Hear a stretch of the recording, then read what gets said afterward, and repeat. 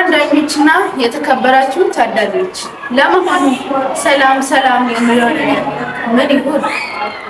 ብዙውን ጊዜ ጠዋትም ማታም የምንሰማው ሁላችንም የምንፈልገው ግን ደግሞ በቀላሉ የማናስተውለው ትልቅ ምስጢር ነው።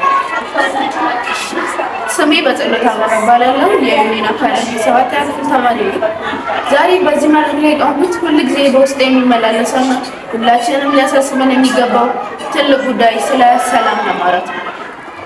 በሰላም ዙሪያ 3 ዋና ነገሮች አሉ። የመጀመሪያው ሰላም ማለት ምን ማለት ነው የሚለው ሲሆን፣ በሁለተኛ ደረጃ ይህንን ውድ ሰላማችንን እንዴት ማስጠበቅ እንችላለን ነው። በሶስተኛ ደረጃ ይህንን ውድ ሰላማችንን እንዴት ማስጠበቅ እንችላለን ነው። የመጀመሪያ ጥያቄ አንስተን እንጀምር። ሰላም ማለት ምን ማለት ነው? ብዙዎች ሰላም ማለት የጦርነት ወይም የጠብ አለመኖር ይመስላቸዋል። ነገር ግን የሰላም ትርጉም ከዛ እጅጉን የጠለቀ ነው። ታላቁ ሰዓሊ ፓብሎ ፒካሶ በአንድ ወቅት አንድ አስገራሚ ስዕል ሰራ። ስዕሉ ላይ አስፈሪ ማዕበልና ኃይለኛ ዝናብ ይታይ ነበር። ነገር ግን በዛ አስፈሪ ማዕበል መሃል በአንድ ዛፍ ቅርንጫፍ ላይ አንዲት ወፍ በሰላም ተኝታለች። ፒካሶ እውነተኛ ሰላም ማለት ይህ ነው ማለት።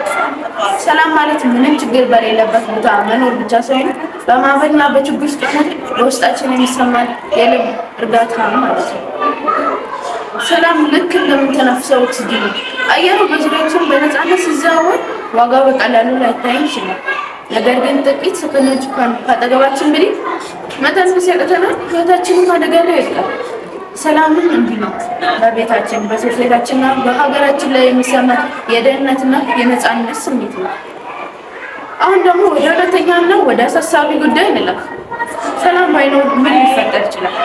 እስቲ በሊናቸው አንድ ስዕል ሰሩ። ማታ በሰላም ተኝታችሁ ጠዋት ስትነሱ ፍርሃትና ስጋት ቢነግስ፣ ወደ ትምህርት ቤት መሄድ እንደማትችሉ፣ ከጓደኞቻችሁ ጋር መሳቅ መጫወት እንደማትችሉ ብታውቁ ምን ይሰማችኋል? አንድ ልብ ሰባሪ አስደንጋጭ እውነታ ነው። በዓለማችን ላይ ሰላም በሌለበት ቦታ በሚሊዮን የሚቆጠሩ ሕፃናት ትምህርት ገበታቸው ላይ መገኘት ሲገባቸው ትምህርት ቤታቸው ፈርሶባቸው በመጫወቻ ሜዳዎቻቸው በፍርሃት ተሞልተዋል። ሰላም በሌለበት ፍርሃት ይጠፋል፣ ፍቅር ይጠፋል። ነገር በደማቅ ሁኔታ ሊቀይሩ የነበሩ ህይወት ዛሬ ላይ ይጨልማሉ። የሀገራችን አባቶች ሰላም ለሰው ልጅ ከእንጀራ በላይ ነው የሚሉት ያለ ምክንያት አይደለም። ምክንያቱም ለሰው ልጅ ሰላም መግባት፣ መውጣት፣ መብላት፣ መጠጣት ስለሆነ። ታዲያ የመጨረሻው ጥያቄ ምንድነው?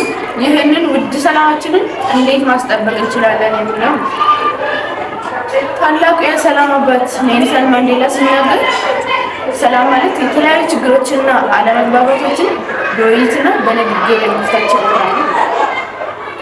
ለምሳሌ ሁለት በጣም የሚዋደዱ ጓደኛሞች በትምህርት ቤት ውስጥ በትንሽ ነገር ተጣልተው ነበር። ነገር ግን ጥላቻን ወደ ድብድብና ጩኸት ከመቀየር ይልቅ ቁጭ ብለው ተነጋገሩ። አንዱ ሌላውን ይቅር አለ።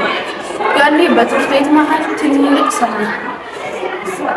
ድር ቢያብር አንበሳ ያስር እንደሚባለው ሁላችንም በየትምህርት ቤታችን የተለያዩ የደግነት ድሎችን ብናደርግ ማንም የማይሰራው ሰላም መገንባት ይችላል። ለማጠቃለያ ያህል ሰላም የሁሉ ነገር መሰረት ነው። ሰላም የስኬታችን ዛሬ በዚህ መልክ ላይ የመቆሜ ሁሉ መሰረት ነው። ዛሬ በዚህ መልክ ላይ የቆምኩት እኔ ተማሪ ብቻ አይደለም። እኔ በጸሎት አበራ የሰላም አምባሳደር ነው። እናንተስ ከኔ ጋር በቃላችሁና በተግባራችሁ የሰላም አምባሳደር ለመሆን ዝግጁ ናችሁ? መልሱን ለእናንተ ተዋለሁ። ስላዳመጣችሁ